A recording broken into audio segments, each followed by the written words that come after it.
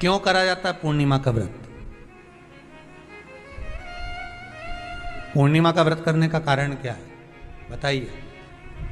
आप इतने सालों से कर रही हो, कई माताएं कर रही होंगी पूर्णिमा का व्रत। एक समय फलाहार करती हैं, एक समय भोजन करती हैं।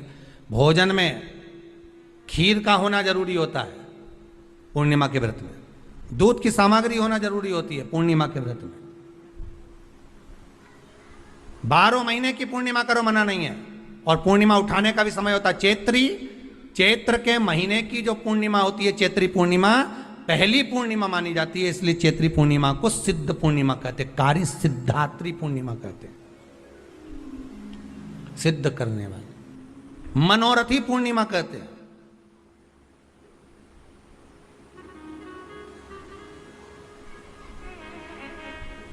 मनोरथी पूर्णिमा। इसलिए पूर्णिमा का व्रत कहां से उठाया जाता है? चैत्र के महीने की पूर्णिमा से पूर्णिमा का व्रत उठाया जाता है कि मैं महीने की पूर्णिमा करूंगी तो वो चैत्र पूर्णिमा से उसको उठा लिया जाता है। पर उसका एक नियम रहता है, आप फलाहार करें अपनी जगह पर है, पर एक समय भोजन कर रहे हैं वो अपनी जगह पर, भोजन के साथ में मीठे के साथ थोड़ा दूध की सामग्री होना जरूरी होती है। और क्यों करते हैं पूर्णिमा का व्रत, किस लिए किया जाता है, क्यों करा जाता है, उसका व्याख्यान वर्णन शिव महापुराण के अंतर्गत स्कंद पुराण में लिखा गया। स्कंद पुराण में वर्णन किया है श्री वेद व्यास जी महाराज ने। कहा यह पूर्णिमा का व्रत इसलिए किया जाता है कि व्यक्ति का जब मन गलत भ्रम में जाने लगता है, मन जब गलत जगह पर जाने लगता है, तो ये मन को गलत जगह पर ले जाने वाला कौन होता है? तो कहा यह चंद्र होता है। व्यक्ति की राशि के अंतर्गत, व्यक्ति की पत्रिका के अंतर्गत, व्यक्ति की ग्रह दशा के अंतर्गत जब चंद्र बेकार चलता है तो व्यक्ति अच्छा करते करते भी बेकार करने लग जाता है। चंद्र डोल रहा है। कई माताएं कहती हैं गुरुजी हमारे बेटे को आशीर्वाद दीजिए, बहुत गलत संगत में जा रहा है, मतलब समझ जाना कि चंद्र गड़बड़ जा रहा है। बेटी अगर गलत मार्ग पर जा रही है, बेटी अगर गलत संगत में जा रही है, किसी अन्य व्यक्ति की ओर आकर्षित हो, चंद्र गड़बड़ हो रहा है, उसका चंद्र कहीं जा रहा है। कोई पुरुष, कोई लड़का, कोई गलत मार्ग पर जा रहा है, चंद्र गड़बड़ हो रहा है। घर में जो क्लेश उत्पन्न होता है, घर में जो विवाद उत्पन्न होता है, उस विवाद को रोकने के लिए केवल चंद्र की ही, इसलिए तो पूर्णिमा घर की नारियां हमारे यहाँ हिंदू धर्म में यहां तक स्कंद पुराण में कह दिया कि प्रत्येक आप लोग कभी आप लोगों ने सत्यनारायण जी की कथा करवाई है? जितने लोग आस्था चैनल पर कथा सुन रहे हैं, जितने लोग फेसबुक यूट्यूब पर कथा सुन रहे हैं, यूट्यूब पर कथा का श्रवण कर रहे हैं, उनने कभी सत्यनारायण की कथा करवाई होगी। तो उसमें लिखा है हर कार्तिक, हर पूर्णिमा को, हर संक्रांति को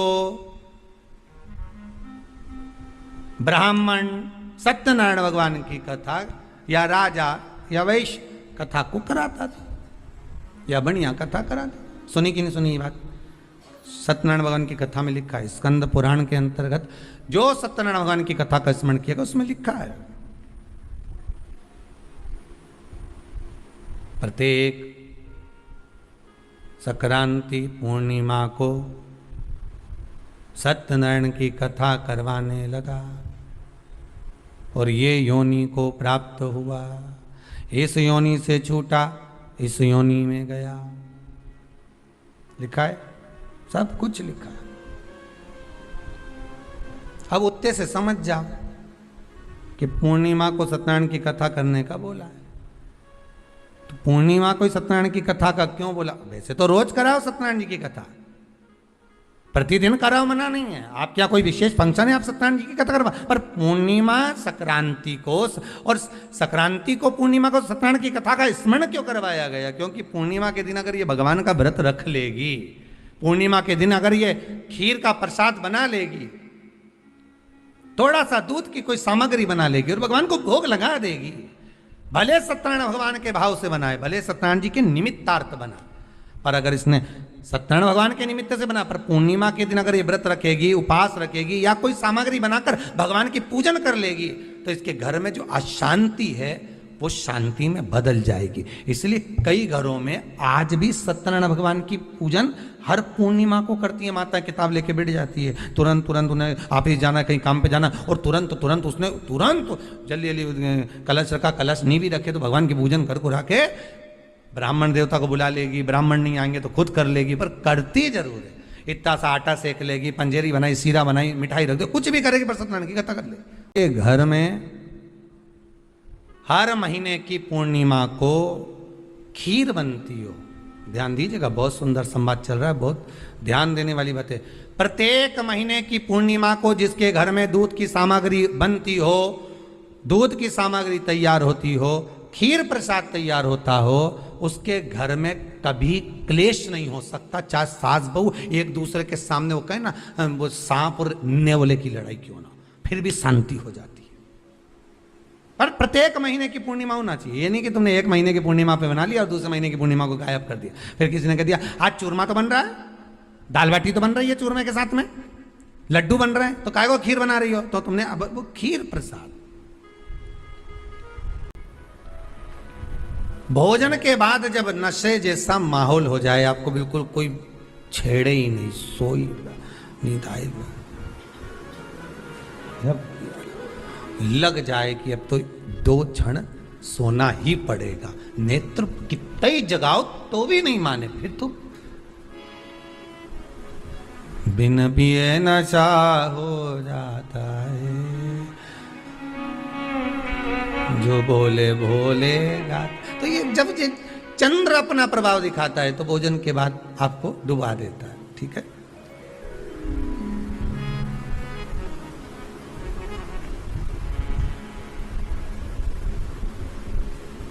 एक बहुत सरल भाषा में कहेंगे, आपको थोड़ा समझना पड़ेगा कि कहीं कहीं आपने सुना होगा कि 14 और पूर्णिमा पे कहीं गया होगा इसलिए ऐसा हो गया।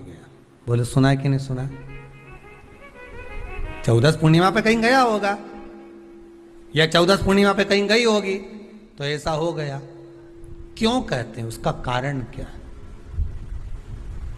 आखिर वह 1400 पूर्णिमा को क्यों लोगों ने बदनाम कर दिया कि 14 पूर्णिमा पे कहीं गई होगी तो बाल खोल के गई होगी, या ऐसा करा होगा तो वैसा करा होगा तो ऐसा हो गया, या ये चीज इसके साथ में ऐसा हो गया, या एक्सीडेंट हो गया, या ये चीज। कारण क्या होता है? क्यों पूर्णिमा और अमावस्या के समय पर ही ज्यादा एक्सीडेंट के योग बनते हैं? क्यों पूर्णिमा अमावस्या के अंतर्गत ही ज्यादा कष्ट के योग बनते हैं, बीमारी को पनपने के? कारण क्या होता है? उसका क्रम क्या है? कारण क्या है? उसका एक कारण है आपके चंद्र की महत्वता घट जाना। जब चंद्र की महत्वता घटती है तब जाकर शरीर में कहीं ना कहीं रोग की मात्रा बढ़ जाती। रोग अपना प्रभाव चंद्र के कारण दिखाना प्रारंभ, पर मन में बेचैनी नहीं हो, बेचैनी रहे, नींद नहीं आ रही है, कुछ मन में ऐसा लग रहा है कि कुछ होने वाला है, मन में स्थिरता नहीं आ रही, समझ लेना कि चंद्र गड़बड़ हो गया है। अब इस चंद्र को साधना है तो शिव तत्व में जाना पड़ेगा। फिर कुछ मत करिए, पूर्णिमा का व्रत चालू कर दीजिए। क्या करना है? केवल पूर्णिमा का व्रत चालू कर दो। और कितना प्रभाव है पूर्णिमा के व्रत का? घर में 50 लोगों का परिवार है, 15 लोगों का परिवार है, 20 लोगों का परिवार है, और परिवार में से अगर एक पुरुष या एक स्त्री कोई भी पूर्णिमा का व्रत करता है तो पूरे परिवार के लोगों का चंद्र संवर जाता है, पूरे परिवार के लोगों का चंद्र सुधर जाता है। पूर्णिमा के व्रत का इतना प्रभाव शास्त्र कर रहा है, स्कंद पुराण कर रही है। उस खीर का ढक्कन हटा हुआ, केवल खीर का नहीं अपना भी ढक्कन हटाओ, तभी तो अमृत गिरेगा।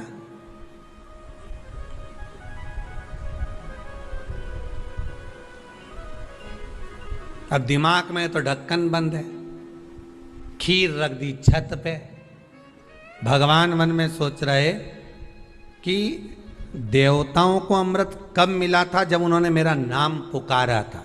केवल खीर बना के नहीं धरी थी कि छत पे खीर धर दो और अमृत आ जाएगा। नहीं नहीं, खीर के पास बैठकर थोड़ी देर बैठकर हरे राम कहो, सीताराम कहो, सीताराम कहो, राजा राम का कुछ भजन तो गाओ। और तुमने तो नीचे से बना के छोरा के दे दी, धरिया ऊपर छत पे, और छत पे ले जाके खीर धर दी और खीर रखी तो मम्मी ने क्या केवल ढक्कन लगा के रखना, बिल्ली खा जाएगी। तो उसने ढक्कन केवल खीर में नहीं लगाया, अपनी बुद्धि में भी लगा लिया। अरे स्कंद पुराण की कथा कहती है जब पूर्णिमा के दिन तुम खीर बना रहे हो, अगर शरद पूर्णिमा के दिन खीर बना रहे हो तो प्रयास करना कि थोड़ी देर बैठकर राम नाम, कृष्ण नाम, शिव नाम, भगवान की भक्ति का 2-5 भजन तो हो जाए।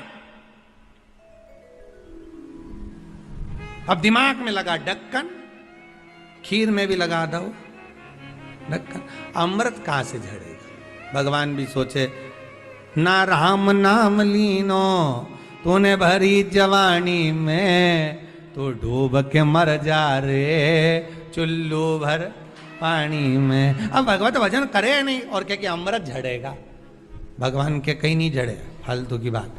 राम नाम बोलती तो अमृत झड़ता, कृष्ण नाम बोलती तो अमृत झड़ता, भगवान का भजन करती तो अमृत झड़ता। इसलिए शरद पूर्णिमा पे मंदिरों में जो खीर बनती है ना, तुम्हारे घर की खीर और मंदिर की खीर के मिला के देखना जरा, दोनों में स्वाद किस में आए, जरा मिला के देखना। मंदिर की खीर में स्वाद आ जाए, क्यों? माँ भाइयों बैठ के खूब भजन गाए, तावा का हंडा में तातो दरो पानी नीनाए भोला नवा के रंग। अब दिन रात के जो भजन गाने पिली ने 9 बजे से लेकर 12 बजे रात तक खूब गाया, वो भजन का जो अमृत था वो खीर में मिल गया, खीर में मिला तो स्वाद आ गया। अब तुम तो गाई ही नहीं, तो डब्बा में कहीं खाक स्वाद है।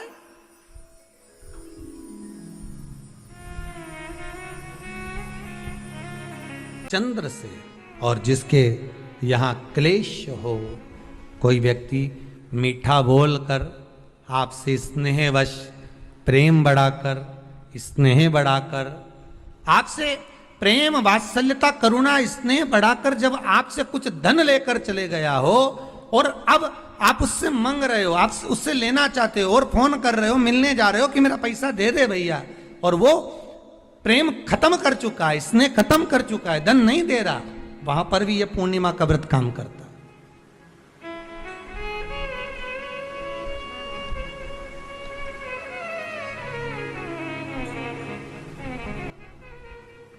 कहा व्रत करने वाला व्यक्ति जो पूर्णिमा का व्रत करता है, चावल का, अक्षत का, श्वेत वस्त्र में, सफेद कपड़े में अक्षत रखकर, जो जिससे धन लेना है प्रेम वश लेकर गया है, स्नेह वश लेकर गया है और नहीं दे रहा है, उसका स्मरण कर कर ब्राह्मण देव को दे देने पर भी महाराज चंद्र की दशा सुधर कर लक्ष्मी का भाव वापिस प्राप्त हो जाता, पुनः वापिस।